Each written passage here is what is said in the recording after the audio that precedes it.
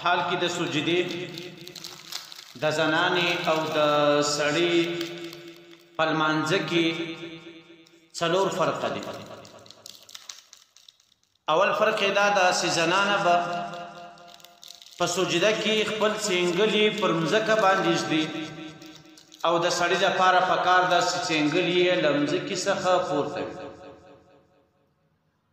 او دوهم فرق دا ده چې زنانه به نس له ورنو سره شنله وي او د سړي دپاره پکار ده چې د هغه نس به له ورنو څخه لرې وي. دریم فرق دا ده چې زنانه به د سجدې په حال کې پښې جګې نه نیسي بلکې دواړې پښې به وراسته طرف ته اړوي او سجده به هر څومره لاندې کوي چې ملا یې ډېره لوړه نه وي.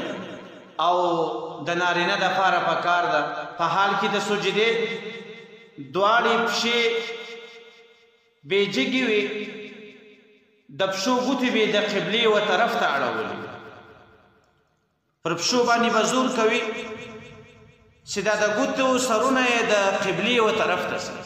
او په ناسته کې د زنانې او د سړي په لمانځه کې دوه فرق دي. اول فرق دا ده چې زنانه به په ناسته کې دواړې پښې وشي طرف ته وباسي پر چپه طرف باندې به کښېني. او د نارینه دپاره طریقه دا ده چې هغه به راسته پښه جګه ودروي د هغې ګوتې به د قبلې و طرف ته وي او پر چپه پښه باندې به کښېني. او دوهم فرق دا ده چې زنانه به په ناسته کې د لاسو ګوتې یو ځای سره نیسي په هغه په مابینځ کې به فاصله نه وي. او د سړي دپاره طریقه دا ده چې هغه به د لاسو ګوتې پر خپل حال باندې پرېږدي چې نه ډېرې ازادي نه یو مخ بند دي. نو په حال د سجده کې یې څلور فرقه دي او په قاعده کې یې بیا دوه فرقه دي. دا د لمانځه طریقه وله. نو پرون چې د زنانې او د سړي په لمانځه کې په حال کې د رکوع کم فرقونه وو هغه بیان مو پرون وکړو چې 5 فرقه وو. او داسې په حال کې د قیامې د ولاړې 5 فرقه وو.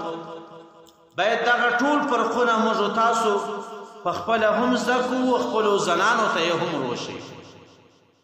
نو د زنانې او د سړي په لمانځه کې په ټول لمانځه کې 14 فرقه دي. د زنانې او د سړي په ټول لمانځه کې 14 فرقه دي. دا موږ په 3 واري بیان کو. باید موږ تاسو یې په خپله هم زده کړو او خپلو زنانو ته یې هم روښي.